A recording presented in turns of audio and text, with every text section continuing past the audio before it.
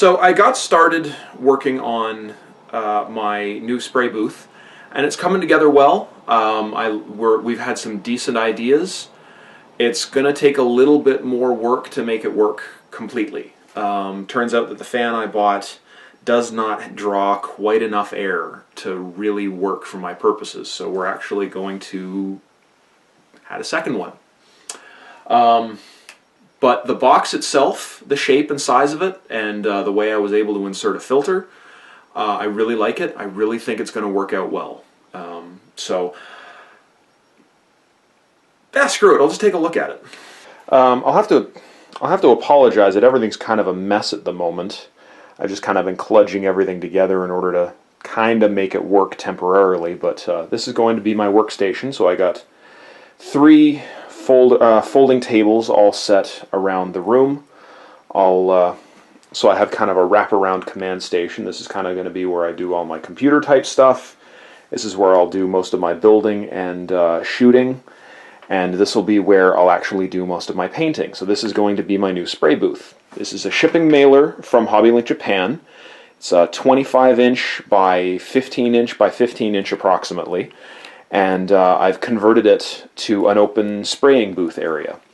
Now I've got a exhaust fan for a bathroom up mounted on top. It's not glued in place, it's not fixed in place, it's not even wired in, it's just kind of temporarily fixed in just to test things out. As well as some 3-inch ducting that'll run out to the window, which is just over here. In addition to that, I've got my compressor down on the floor. It's a 3-gallon capacity compressor, which runs up to, pardon me, this is an air dryer, air cleaner, which my girlfriend happened to have. I'm not sure where she got it or why she has it, but hey, she said I could use it. It has a regulator built into it, as well as a filter. And basically what you do is it's full of kind of a fluid desiccant that when you're done, when you purge the air from the system, you simply pull this valve at the bottom and it'll dump out any residue, moisture, crud, and it'll kind of congeal into this golden, crusty crap when it drips out. Now, yeah, it's kind of hard to work around stuff that's kind of a mess, but everything's just kind of, we're trying things out until we can figure out how to do things permanently. Now I've got a couple of these snake lights from IKEA for key lighting, but in addition to that, I've got a really neat strip LED mounted inside the box, just temporarily. I mean, I'm going to fix it in place a little better, but that'll be for primary lighting inside the box, but there's also a furnace filter in there. It's held in with these binder clips. So it's not sealed, like there's still a gap around either side as well as at the back, so I'm going to have to do some adjusting. I'll probably have to use some silicone to seal everything up a little bit, but you know, I think this is going to work out pretty well. The one fan, as I said before, is not quite able to draw enough air, so with it set, it actually sits a little farther over to the right. It's just that things are not where they're supposed to be. I'm going to put a second one right here, and they'll both draw air off in the same direction, and then hopefully I'll be able to combine the hoses for both to send them out the window without any trouble. So that's kind of where things are at right now. On the opposite side of the room is my green screen, which is fresh out of the laundry. I hung it up still wet. I'm kind of hoping that I can get some of the wrinkles out by pulling it tight and then just letting it dry where it is. And then in addition, I've just got all my my light stands. I got 4 of these umbrella LED light stands. In this size, I got one smaller one that I'm not using as well. This is my new camera mount. This is actually, I kludged this together. This was kind of an idea that I've had for a little while. I wanted to use in my shed, but wasn't really practical because it would have left my camera hanging upside down. But this is actually a really flexible mount. I used this for filming my recent unboxing videos. So it clamps onto the window. so I can get it up really nice and high for stuff like perfect grade kits or stuff where there's a really big box. Or I can get it down really nice and low so that it's at an appropriate level for, you know, filming a vlog or, you know, doing an unboxing for a smaller kit. And then there's my mic stand with my big stupid fancy mic that I like a lot, and my audio recorder, which I really need to replace because it's kind of been a little bit worse for wear, and battery's probably almost dead. I also wouldn't mind something that had like proper XLR. But yeah, this is kind of my hobby studio at the moment. It's far from finished, but it's getting there.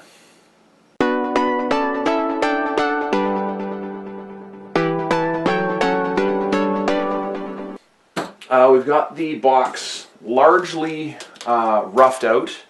Got it all set up on the inside. I've got some ideas for how I want to handle the lighting.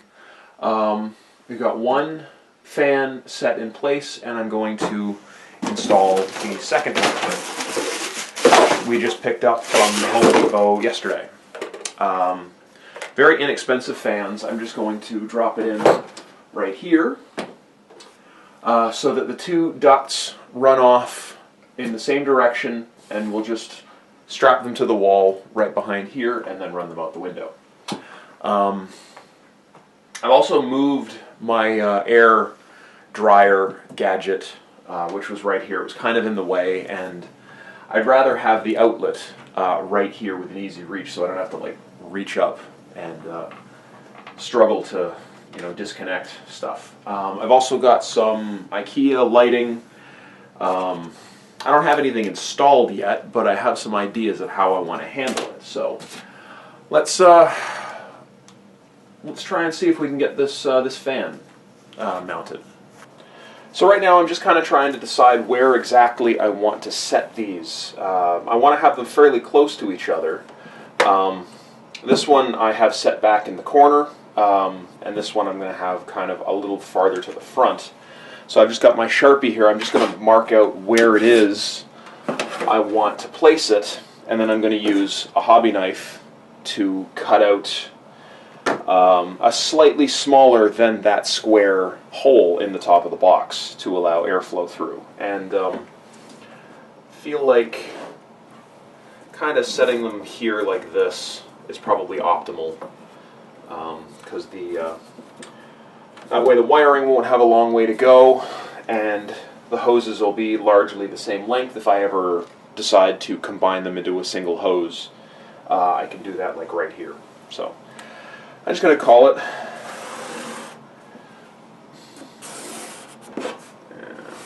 There. Set that down. You see here with this one out of the way, where the original hole is, right here. And then I'm going to cut another one about the same size, right here. I'm just going to use my hobby knife.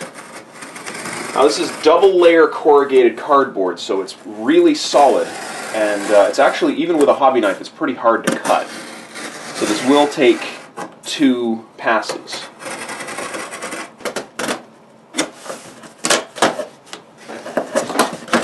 There. That panel removed, and you can now see into the box. There's the filter right here. You can kind of almost see in the back of the video. You can kind of almost see the filter in there right now. But yeah, so with these in place, I'll probably epoxy them in place. Haven't really figured out any other way to do that besides that. I suppose maybe I could like cut the edges of the cardboard up and maybe fold it up and glue them in place, but with both of them rigged in here together, wired in, it should be able to draw a fair amount of air. At least that's the hope. Because these are both 70 cubic feet per minute airflow draw, and should have gone with something a little larger right from the start. It would have been more complex, or wouldn't have been quite as complex, would have been a lot easier to wire up, wouldn't have required 2 sets of ducts. But hey, you know what? too bad. You make do with what you got.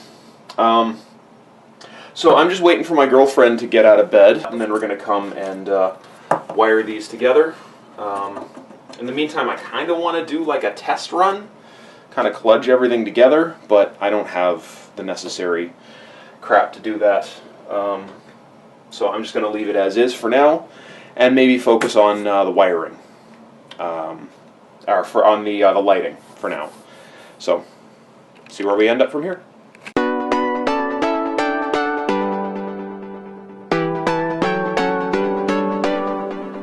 So we're on to day 3 of the Spraybooth project, and it's largely finished.